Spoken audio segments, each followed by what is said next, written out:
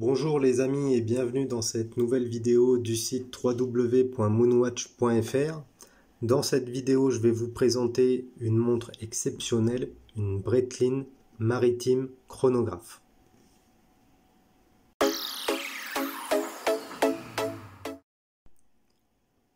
La montre à remontage manuel Breitling Maritime chronographe est probablement une des montres de la marque LA les plus difficiles à trouver. Nul doute que cette montre produite uniquement en 1987 est rare et convoitée. Ce modèle de chronographe Breitling a été fabriqué en très petite quantité. C'est pourquoi il est terriblement difficile d'en trouver une, même sur le marché de l'occasion. À l'heure où je tourne la vidéo, il n'y en a que 2 en vente sur toutes les plateformes traditionnelles que l'on connaît de vente de montres d'occasion.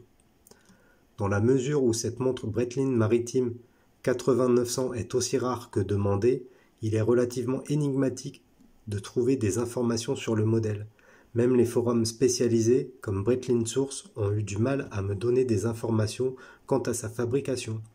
Une chose est sûre, ce modèle a été conçu uniquement pendant l'année 1987 et il faut reconnaître que cette montre vintage étonne sur plusieurs aspects. Tout d'abord, cette montre chronographe possède un boîtier en aluminium PVD noir anodisé, ce qui est extrêmement rare chez Breitling. Ensuite, cette montre mesure 45 mm de diamètre, ce qui en fait une des plus grandes montres que la marque suisse n'ait jamais fabriquée à cette époque. On connaît bien évidemment le modèle Pizza avec ses 48 mm, la 816, la 819, mais là, avec 45 mm pour les années 80, c'est une des plus grandes montres fabriquées par la marque Breitling. En définitive, cette montre maritime chronographe a probablement été une montre de transition entre les modèles Breitling Chronomat et les Breitling Navitimer. Et même si le nom maritime porte à confusion, ce n'est ni une montre de plongée, ni une montre d'aviateur.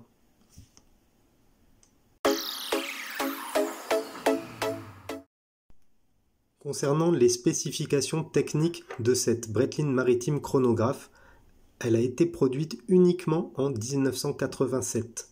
C'est une montre d'homme avec un boîtier en acier aluminium PVD anodisé noir.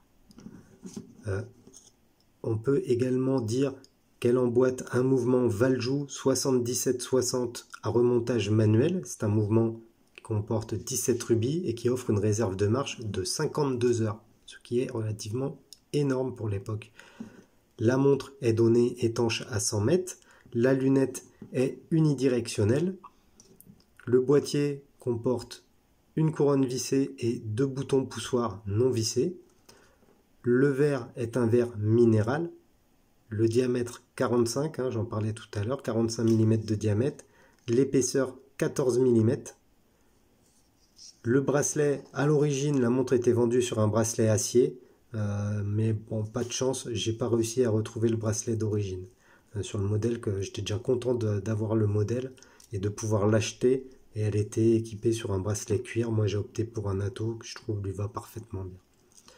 L'entrecorne de 20 mm permet de mettre le bracelet que l'on souhaite, mais on verra, il y a quand même quelques petits détails, on en parlera un peu plus tard. Elle porte le numéro de référence 8800 et enfin c'est une montre qui possède 2 complications, la date et le chronographe.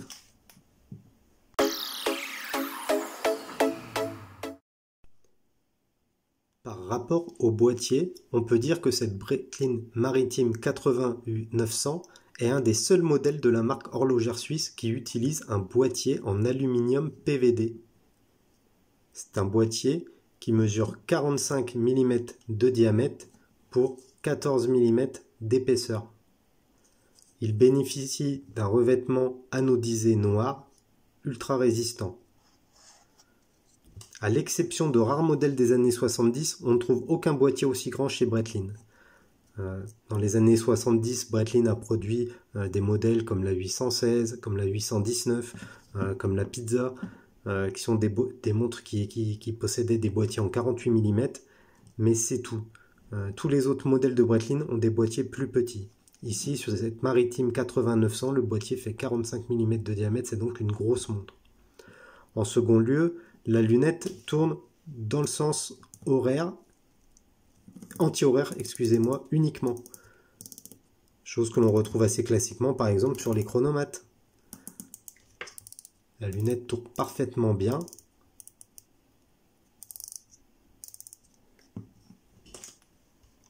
On notera également que cette lunette est relativement fragile. Alors, elle n'est pas en acier. Je serais tenté de dire que c'est une lunette faite en aluminium. Et du coup, elle est particulièrement fragile. On voit que la peinture s'est plus ou moins écaillée sur le relief de cette peinture. D'ailleurs, on notera par la même occasion que la lunette est vraiment atypique. Elle a une excellente prise en main, notamment grâce à ses reliefs, à ces espèces d'encoches toutes les 5 minutes, ce qui est très très agréable. Personnellement, le fait que la lunette soit légèrement, pas abîmée, mais usée, on va dire, je trouve que c'est un point positif. Ça donne de la vie à la montre, ça montre que ce garde-temps a été porté et qu'il a vécu. Ça c'est quelque chose que j'apprécie. Je sais que les puristes préfèrent avoir des montres immaculées, ce n'est pas du tout mon cas. À titre personnel, je trouve que ça donne un aspect vintage très sympathique à cette montre suisse. Tout comme le boîtier, la lunette est noire et les marqueurs de 5 minutes sont peints en blanc. En blanc ou couleur acier, on va dire plutôt.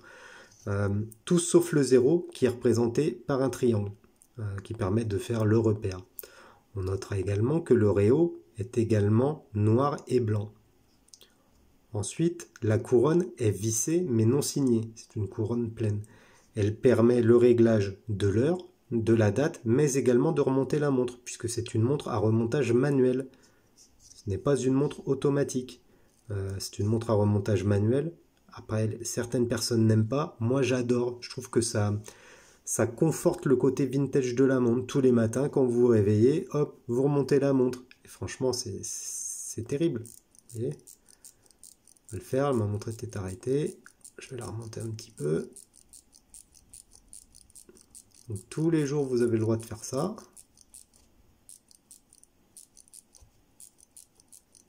Et la montre repart. Vous voyez ? Non, franchement, bon, le remontage manuel, ça a des avantages, ça a des inconvénients. Moi, je trouve que ça a beaucoup de charme. Je suis un gros fan. Hop. À côté de la couronne qui est vissée, donc, on trouve 2 boutons poussoirs qui permettent d'activer le chronographe. Bon, on reviendra sur le mouvement après, mais c'est très proche du 77-50. Hein. Le caseback, je vais vous montrer le caseback de la Breitling Maritime 80. 900. Hop là. Okay. Ah, c'est l'inconvénient du NATO, je suis obligé de tout retirer pour vous montrer le caseback.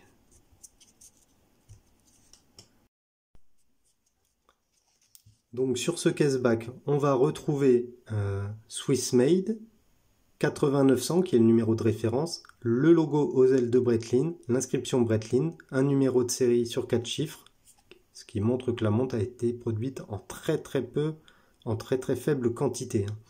Et water résistante. On notera que c'est un caseback qui est vissé. Le mien, je ne l'ai jamais fait polir, parce que ça ne me gêne pas qu'il ait pris des micro-rayures, hein. C'est pareil, je trouve que ça donne un peu de cachet à la montre. Donc voilà.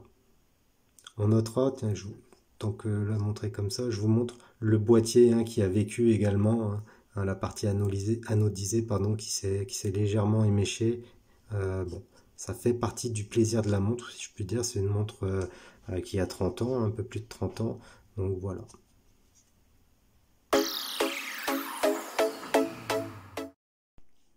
Le cadran de la Breitling Maritime est noir avec un anneau de marqueur peint en blanc sur tout le pourtour. Sur le réo également, les marqueurs sont peints en blanc. Un index rectangulaire peint avec du tritium marque chaque heure. Vous voyez ces index-là. Ce cadran est très proche du cadran des Breitling Chronomat 81-950 dont j'ai déjà fait une revue. Le cadran est vraiment très similaire, on dirait quasiment le même. Il y a quand même quelques différences. Les aiguilles ne sont pas les mêmes.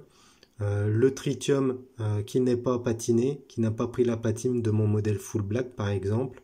Bon voilà, on retrouve un guichet de date à 3 heures et les 3 sous-compteurs en disposition 6, 9, 12, typique des Valjoux 77.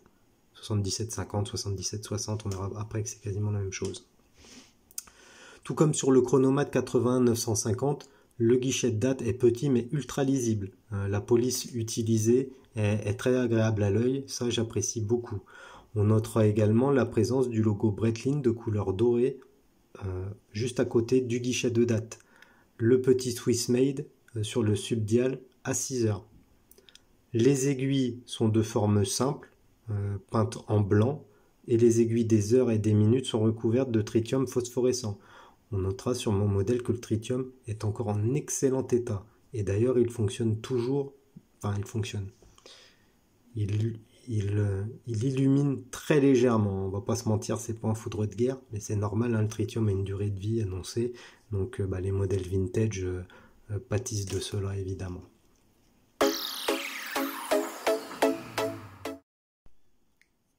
Comme je l'évoquais précédemment, cette Breitling Maritime Chronograph 8900 utilise un calibre ETA Valjoux 7760 qui est un calibre à remontage manuel. À l'instar du mouvement ETA 7750, ce calibre mécanique à remontage manuel possède 17 rubis et offre une réserve de marche de 52 heures. Il possède une complication date à 3 heures, ainsi que la complication chronographe en disposition 6-9-12, typique des Valjoux 7750, 7760. La grosse différence entre le 7750 mouvement automatique et le 7760 mouvement remontage manuel est le fait qu'il n'y a pas de masse oscillante dans le 7760. Par conséquent, c'est un mouvement qui est plus léger et moins épais qu'un 77-50. Ce mouvement 77-60 à remontage manuel est précis, robuste, avec une dérive correcte de quelques secondes par jour. Ce qu'on peut dire, c'est qu'il reprend vraiment tous les avantages et les caractéristiques du 77-50 sans la partie automatique et donc sans masse oscillante. Pour moi, ce mouvement, je trouve ça dommage qu'il soit pas plus utilisé. Là, la mode au jour d'aujourd'hui, c'est la mode du tout automatique, et je trouve ça dommage, puisque un remontage manuel, ça a un certain charme, et surtout, ça permettrait de gagner en épaisseur. Et il y a bon nombre de montres chronographes automatiques qui emboîtent un 77-50 où on a l'impression d'avoir un hamburger sur le poignet. C'est vraiment dommage. Là, en utilisant un 77-60, ils arriveraient à gratter un petit peu d'épaisseur. Donc c'est donc un très bon mouvement.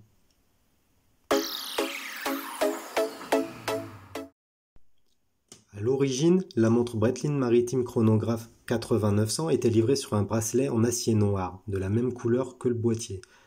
À la différence que le bracelet n'était pas en aluminium mais bien en acier. Malheureusement, je n'ai pas réussi à trouver un modèle avec le bracelet d'époque. Je me suis donc rabattu sur ce NATO noir aux boucles noires. Les entrecornes sont de 20 mm sur ce modèle, ce qui permet de changer sans souci le bracelet. Il faut quand même noter une petite chose.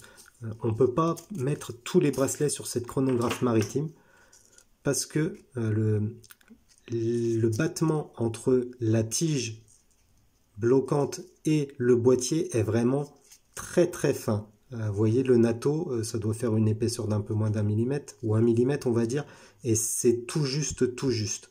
Donc évidemment, les bracelets, ça risque d'être assez difficile de pouvoir les changer. Tous les bracelets ne vont pas s'adapter parfaitement dessus. Bon, je vais passer la montre pour vous montrer ce que ça donne au poignet. Au poignet, c'est un très beau rendu.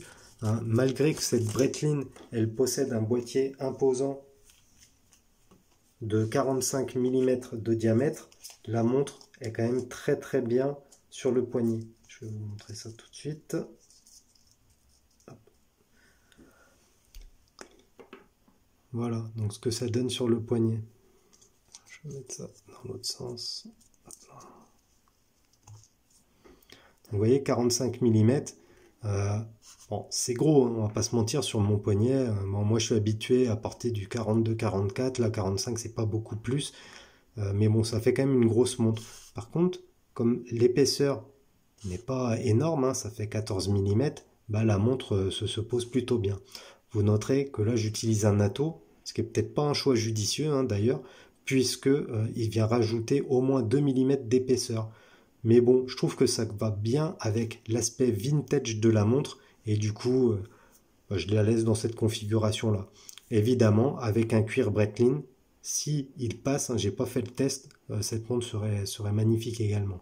Il faut quand même faire le test à cause du petit détail par rapport à la tige et à l'espace disponible pour passer le bracelet. Bon, moi, je suis un grand fan des montres de grand diamètre, hein. J'apprécie le format qui n'est pas très standard sur cette montre et franchement, je trouve qu'elle a un rendu très sympathique. Malgré la surépaisseur du natto, elle reste très confortable au poignet.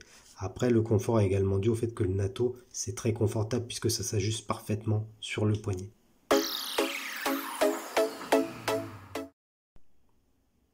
Dans l'état actuel des choses, acquérir une Breitling Maritime chronographe est extrêmement difficile, car c'est un modèle de montre rare, produit en très faible quantité et uniquement pendant l'année 1987.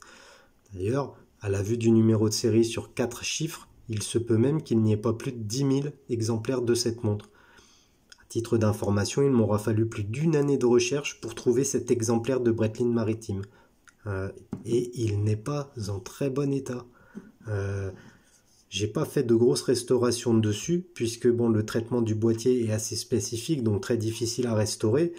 J'ai quand même dû faire une petite restauration du boîtier, du cadran et des aiguilles pour que la montre quand même soit tout à fait correcte.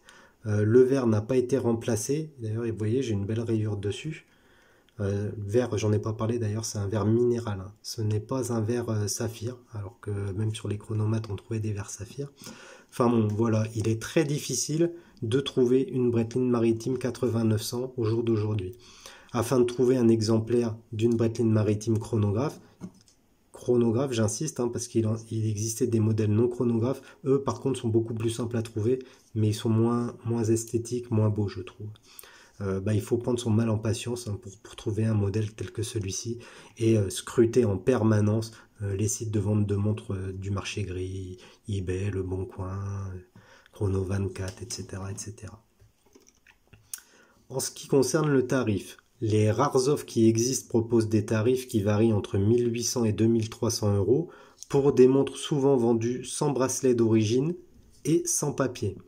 Alors l'absence de papier, c'est pas quelque chose de très très gênant sur ce type de montre. Tout simplement parce qu'il n'y a pas eu beaucoup d'unités de montres et à ma connaissance, il n'y a aucune copie ou réplique de la Breitling Maritime. C'est des modèles qui n'intéressent pas assez de monde pour que nos amis chinois s'embêtent à les copier. Dans tous les cas, il faut avouer que le fait d'en trouver une avec un bracelet d'origine, ça va apporter de la valeur à la montre. Moi, j'ai cherché pendant plus d'un an et j'en ai pas vu passer une seule. Je continue à surveiller, hein, parce que bon, c'est vrai que ça me ferait plaisir d'en trouver une quand même avec le bracelet d'origine. Et j'en ai toujours pas vu, là, ça va faire un an et demi. Donc c'est très très difficile d'en trouver une sur le bracelet d'origine. En plus, il faut être vigilant également sur l'état général de la montre. Comme je vous l'ai dit, c'est un boîtier vraiment spécifique avec un traitement PVD noir anodisé, vous voyez, qui s'écaille très facilement. Du coup, on trouve rapidement, enfin, les modèles que l'on peut voir sont souvent des modèles qui sont en mauvais état. Autant j'aime les montres qui ont certaines marques du vécu, du passé, ça donne de la vie à la montre. Autant il faut quand même que la montre soit portable. Si la montre est complètement brayée, il n'y a aucun intérêt à les trouver et ça n'empêche pas les gens de vouloir les vendre des prix astronomiques. Donc il faut être vigilant sur l'état général de la montre. D'autant plus qu'il est impossible de trouver des pièces de remplacement chez Breitling. Je m'explique. Si vous souhaitez remplacer la lunette, Breitling ne vous la remplacera plus. Ce sont des modèles qui ne sont plus suivis. Donc la lunette doit absolument être en bon état, tout comme le boîtier. Le cadran également, parce qu'on pourrait penser que c'est un cadran de chronomate, hein, de 80-950, mais c'est pas le cas, il y a quand même quelques petites différences, des différences de taille, etc.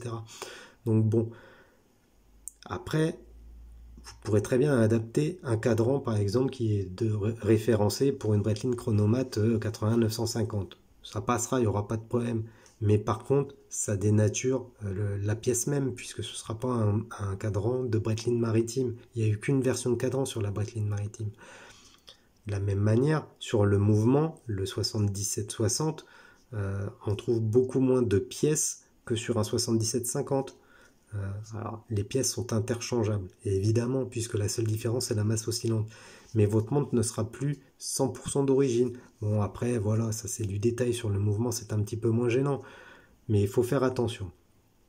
Le 77-60, c'est un très bon mouvement chronographe. Vous n'aurez pas de problème à sourcer en 4 cases ou quoi. Après, c'est sûr que d'avoir toute la montre entièrement d'origine, c'est le top. Dans tous les cas, il est possible de dénicher et de négocier un chronographe Breitling maritime aux alentours des 2000 €, à condition d'être patient.